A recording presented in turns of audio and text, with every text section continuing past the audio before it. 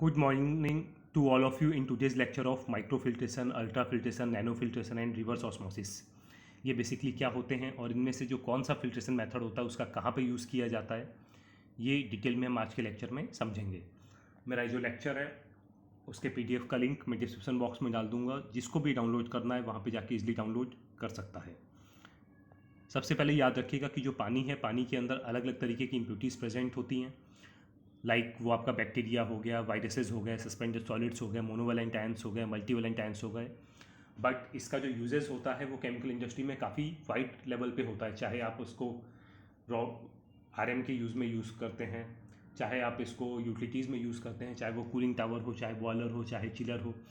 तो बेसिकली आपको ये देखना है कि पानी को आप कहाँ पे यूज़ कर रहे हो, उसके हिसाब से आपको इनमें से कौन सा फिल्ट्रेशन अडॉप्ट करना है। वो चॉइस आपकी रहेगी कि आपको कौन से पार्टिकल्स को उससे रिमूव करना है और कौन से पार्टिकल्स हैं जो आपको बेसिकली चल सकते हैं आपकी प्रोसेस रिक्वायरमेंट के हिसाब से। सबसे पहले हम स्टार्ट करते हैं माइक्रोफिल्ट्रेशन से।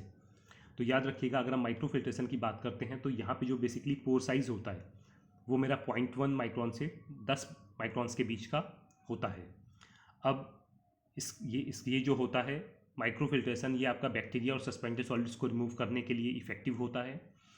एंड बाकी सारे जो भी इसमें प्रेजेंट हैं, viruses, multivalent ions, monovalent ions, ये आप इसको अपने थ्रू पास होने देगा, लेकिन बैक्टीरिया और सस्पेंडेड सॉलिड्स को रोक लेता है। इसका जो बेसिक वर्किंग प्रिंसिपल होता है वो बीच में आपका एक मेम्ब्रेन लगा हुआ है, उसके थ्रू वाटर पास हो रहा है। तो जो भी पार्टिकल्स, जो भी इस मेम्ब्रेन साइज से बड़े पार्टिकल्स होंगे, जो बेसिकली आपके बैक्टीरिया और सस्पेंडेड सॉलिड्स होते हैं, वो बेसिकली ट्रैप हो जाएंगे और बाकी सारे आगे की तरफ पास हो जाते हैं। इसके मैं यूजेस की बात कर रहा हूँ तो इसका यूज़ होता है आपका फार्मास्यूटिकल इंडस्ट्रीज़ में फॉर वाटर को प्यूरिफाई करने के लिए, देन फूड इंडस्ट्रीज़ में जूसेस को फिल्टर करने के लिए, देन वेस्ट वाटर ट्रीटमेंट के केस में माइक्रो ऑर्गेनिजम्स और पार्टिकुलेट मैटर्स को रिमूवल करने के लिए, and even drinking water systems में भी इसका यूज़ किया जाता है। नेक्स्ट हम बात करते हैं अल्ट्रा फिल्ट्रेशन। अल्ट्रा फिल्ट्रेशन में जो आपका मेम्ब्रेन साइज होता है वो माइक्रो फिल्ट्रेशन से और कम हो जाता है। मीन्स 0.01 से 0.1 माइक्रॉन तक इसका पार्टिकल साइज हो जाता है। इसकी जो कैपेबिलिटी होती है रिमूव करने की, वो आपके सस्पेंडेड सॉलिड्स को, बैक्टीरिया को और वायरसेस को, ये तीन चीज़ों को अपने से रिमूव कर देता है, लेकिन मोनोवैलेंट आयंस और मल्टीवैलेंट आयंस को अपने थ्रू पास होने देता है। इसका भी जो बेसिक वर्किंग प्रिंसिपल होता है वो जस्ट साइज का ही फैक्टर होता है कि जो भी जब इसके थ्रू वाटर पास करता है तो जो भी इससे बड़े, इस मेम्ब्रेन साइज से बड़े साइज के पार्टिकल्स होते हैं वो यहाँ पे ट्रैप हो जाते हैं और बाकी सारा आगे की तरफ मूव कर जाता है। इसके अगर आप यूजेस की बात करते हैं तो इसका जो यूज़ होता है वो बेसिकली आपका डिसैलिनेशन में होता है। सॉलिड से ऑर्गेनिक, जो suspended solids, organic matter remove करने के लिए पानी से। सेकंड, इंडस्ट्रियल वाटर जो आप रिसाइकल करते हो, like boilers, feed water, cooling tower, इनके भी ट्रीटमेंट में इसका यूज़ किया जाता है। देन जो वाटर आप रिवर्स ऑस्मोसिस में भेजते हो उसके भी प्री ट्रीटमेंट के लिए बेसिकली आप इसका यूज़ करते हो, लाइक उससे सॉलिड्स, बैक्टीरिया, आपको जो भी कुछ रिमूव करना है उसके लिए। इवन बायोटेक्नोलॉजी एप्लीकेशंस में भी इसका काफ़ी ज़्यादा यूज़ होता है। Next one is basically nano filtration. Nano filtration के केस में जो आपके मेम्ब्रेन का साइज़ होता है वो आपका दिस माइक्रो फिल्ट्रेशन और अल्ट्रा फिल्ट्रेशन से भी कम हो जाता है। ये 0.001 से 0.01 माइक्रॉन्स के बीच में होता है।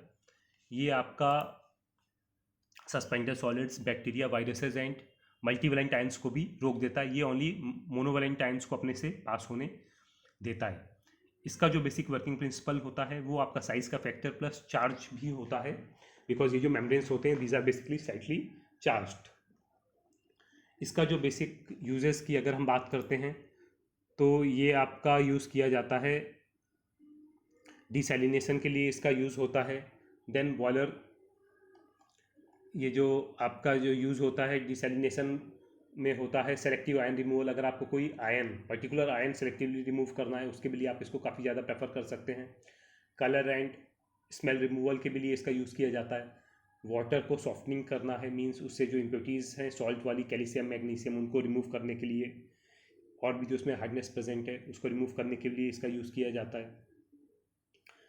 एंड वेरियस अदर एप्लीकेशंस इसके और होते हैं। अब आता है सबसे इम्पॉर्टेंट वाला आपका रिवर्स ऑस्मोसिस। रिवर्स ऑस्मोसिस को समझने के लिए बेसिकली सबसे पहले आपको ऑस्मोसिस को समझना ज़रूरी है। ये देखिए, ये एक डायग्राम है। यहाँ पे आपके पास में दो तरफ चैम्बर्स हैं। इसको एक सेमी परमेबल मेम्ब्रेन से बीच से सेपरेट किया गया है।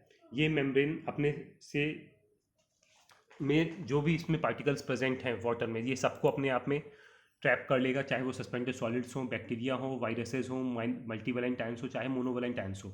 और ये जस्ट अपने से जो आपका प्यूरिफाइड वाटर है उसी को पास होने देता है। अगर मैं बात करता हूँ सेपरेशन की, तो जैसे ही मैं इन दोनों चैम्बर्स को एक दूसरे से डिवाइड करता हूँ, तो इमीडिएटली आप ये देखोगे कि अगर फ्रेश वाटर में सॉल्ट का कॉन्सेंट्रेशन 0 है, जबकि सॉल्ट वाटर में सॉल्ट काफ़ी ज़्यादा अमाउंट में प्रेजेंट है, तो अगर कॉन्सेंट्रेशन बराबर होना है तो वाटर यहाँ से यहाँ पे मूव करेगा, means fresh water salt water की तरफ मेम्ब्रेन के थ्रू मूव करेगा और दोनों तरफ कॉन्सेंट्रेशन आपके सिमिलर हो जाएंगे। बट अगर मेरे को इसी प्रोसेस को रिवर्स करना है, मीन्स मैं क्या करूँगा, एक तरफ मेरा सॉल्ट वाटर है और एक तरफ मेरा फ्रेश वाटर है, तो मेरे को सॉल्ट वाटर को फ्रेश वाटर की तरफ मूव करवाना है, मीन्स मेरे को जो नॉर्मल मूवमेंट है उससे रिवर्स मूवमेंट कराना है। इसीलिए मैं इसको बोलता हूँ बेसिकली रिवर्स ऑस्मोसिस।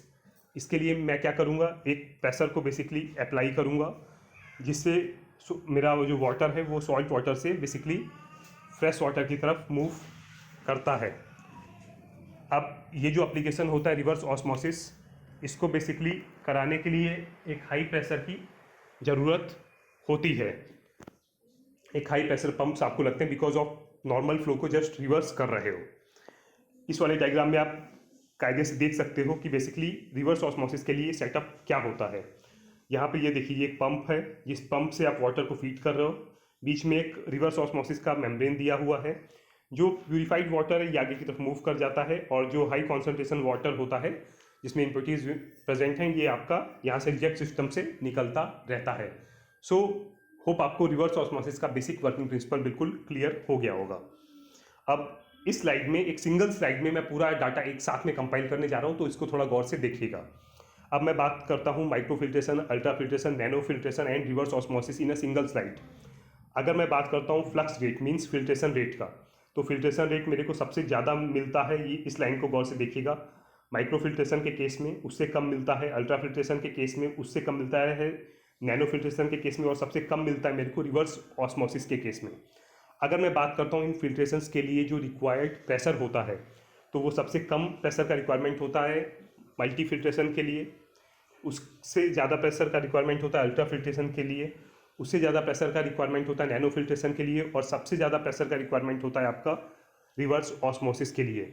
अब अगर मैं बात करता हूँ कि कौन किस तरीके के पार्टिकल्स को रिमूव करता है, तो याद रखिएगा कि जो माइक्रोफिल्ट्रेशन होता है ये आपका ओनली सस्पेंडेड सॉलिड्स और बैक्टीरिया को अपने से रिमूव करता है, बाकी सबको ये अपने से पास हो जा करने देता है। Ultra filtration suspended solids, bacteria and viruses, इन तीनों चीज़ों को अपने में ट्रैप करता है और रेस्ट को पास होने देता है। जो आपका होता है नैनो फिल्ट्रेशन आपका suspended solids, bacteria, viruses and multivalent ions को भी अपने में ट्रैप कर लेता है और बाकी को अपने से पास होने देता है। Last one is basically reverse osmosis आपका suspended solids, bacteria, viruses, multivalent ions and even monovalent ions को भी ये अपने में ट्रैप करता है और बाकी सबको अपने से पास होने देता है। मीन्स अगर इन सबको मैं कंपैरिजन करता हूँ तो अगर सबसे बेस्ट क्वालिटी का वाटर आपको रिवर्स ऑस्मोसिस देता है। सो होप आपको आज का लेक्चर अच्छा लगा होगा। नेक्स्ट लेक्चर में I will be back with a new topic. Till then good bye and have a nice day.